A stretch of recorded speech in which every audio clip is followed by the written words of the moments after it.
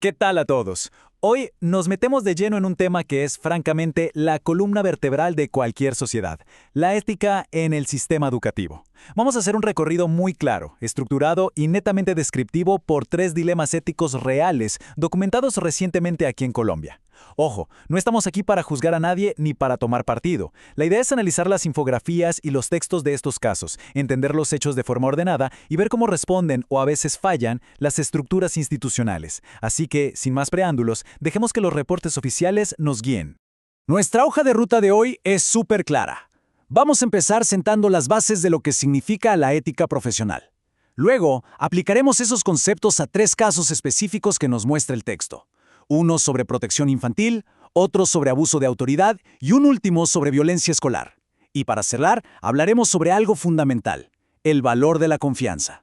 Bueno, arrancamos con la sección 1, la ética profesional en la educación, o mejor dicho, la base absoluta de la confianza. Entonces, el punto crucial aquí es cómo definimos las reglas del juego, y ahí entra una palabra clave, la deontología profesional. Suena a término de diccionario, pero en la práctica no es más que ese conjunto de deberes mínimos que son 100% obligatorios. No son sugerencias de buena voluntad, son normas exigibles diseñadas para blindar la excelencia y sobre todo proteger a todos. Cuando estas normas se rompen, no es solo un papelito administrativo el que se mancha, sino que se fractura por completo la confianza que la sociedad pone en sus instituciones. Para entender realmente el peso de esta responsabilidad, hay una frase del pedagogo Paulo Freire que da en el clavo. Dice que la educación cambia a las personas que van a cambiar el mundo. Si tenemos esto en cuenta, es evidente por qué cualquier falla ética en un colegio o un centro educativo es tan delicada. Básicamente se está dañando la misma herramienta que usamos para intentar mejorar nuestra sociedad. Pasemos directamente a la evidencia. Sección 2. Nuestro primer caso de estudio, protección infantil y el deber de cuidado. Y este escenario ilustra perfectamente qué pasa cuando se rompen los protocolos preventivos. Estamos hablando de una crisis documentada en el CDI de Ramajal, que nos muestra una fractura evidente del deber de cuidado. Los textos señalan debilidades claras en la prevención, cosas que van desde cómo se selecciona el personal hasta cómo se monitorean los espacios en el día a día. En el corazón de esta situación, lo que vemos de forma descriptiva es la vulneración de los derechos de la infancia, lo que lógicamente desencadena una crisis de confianza tremenda en quienes deberían estar protegiendo a los más pequeños. Ahora bien, cuando ocurre un incidente así se activa una maquinaria institucional enorme. Imagínenselo como un engranaje. Por un lado tenemos al ICBF y al propio CDI asumiendo la responsabilidad administrativa y de supervisión.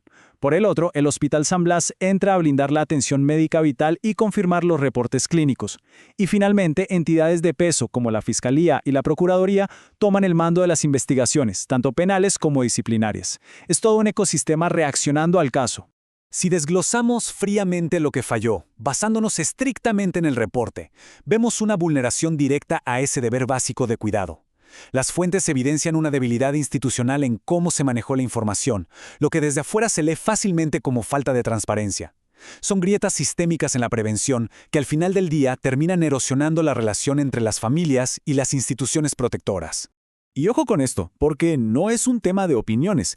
Todo este primer análisis está anclado en un mandato legal absoluto en Colombia, el artículo 44 de la Constitución. Este artículo dicta que los derechos de los niños prevalecen sobre cualquier otro derecho.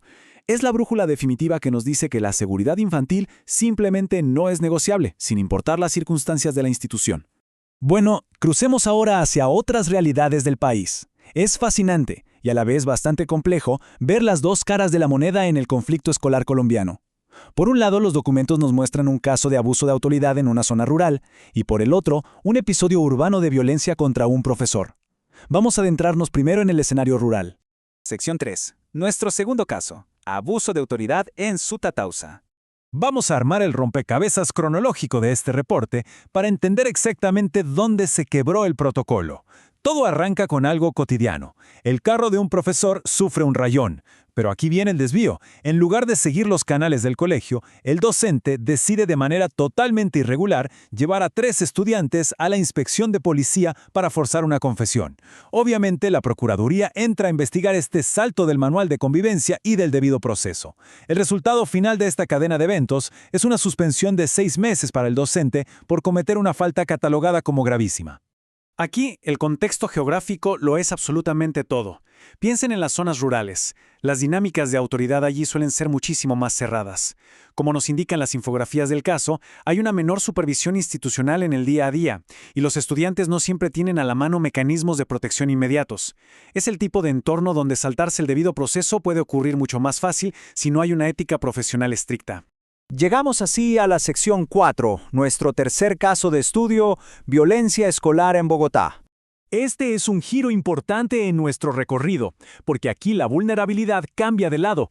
Los reportes del Colegio Pablo de Tarso detallan un altercado muy grave dentro de las mismas instalaciones, en plena jornada académica. Padres de familia entraron al colegio y agredieron físicamente a un profesor.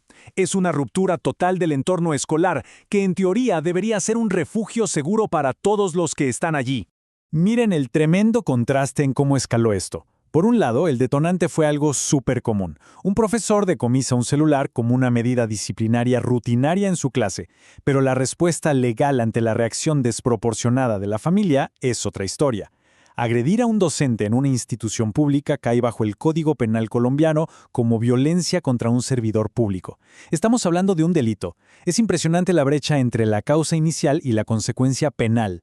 Y claro, la respuesta institucional no se hizo esperar. Las declaraciones del rector fueron enfáticas.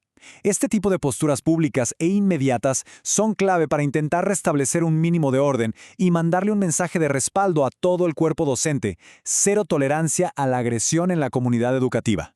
Si hacemos un zoom out de este incidente en Bogotá, las tendencias que evidencia el texto son preocupantes. Vemos un aumento sistemático de la violencia física y verbal hacia quienes enseñan, lo que debilita enormemente su autoridad en el aula. Muestra además una tensión fuertísima donde las familias cuestionan las normas pero a través de la violencia. Y como un patrón que se repite, vemos investigaciones que se abren, pero que a menudo se quedan cortas a la hora de mostrar sentencias definitivas que realmente disuadan estos comportamientos a futuro. Bueno, juntemos todas estas piezas para nuestra sección final, el valor de la confianza. La gran conclusión que podemos extraer del análisis de estos tres documentos es clarísima. Los códigos de ética no pueden ser esos manuales empolvados que solo sacamos cuando ya ocurrió un desastre. Su cumplimiento estricto en el día a día es literalmente el escudo preventivo más eficaz que tenemos para proteger a todos en el sistema. Así de simple. No son opcionales, son la zapata del edificio. Pero el texto no se queda solo en el diagnóstico. Nos plantea una hoja de ruta con soluciones muy concretas. Hablamos de exigir investigaciones que sean rápidas y, sobre todo, transparentes. De aplicar sanciones ejemplares cuando haya responsabilidades reales. Habla de la urgencia de fortalecer radicalmente cómo supervisamos estas instituciones y de garantizar apoyo psicológico permanente a las víctimas. Y destaco esto último. La seguridad de las personas siempre tiene que ir por encima de la imagen pública de cualquier colegio o institución. Para cerrar este recorrido descriptivo, quiero dejarles algo en qué pensar. Viendo la radiografía de estos tres casos en Colombia, el gran desafío que tenemos enfrente es sistémico. ¿Cómo logramos que nuestras instituciones educativas dejen de apagar incendios y comiencen a construir culturas preventivas reales? El bienestar de miles de estudiantes y de los docentes está en juego y depende de cómo respondamos a esto. Muchísimas gracias por acompañarnos en este profundo análisis. Hasta la próxima.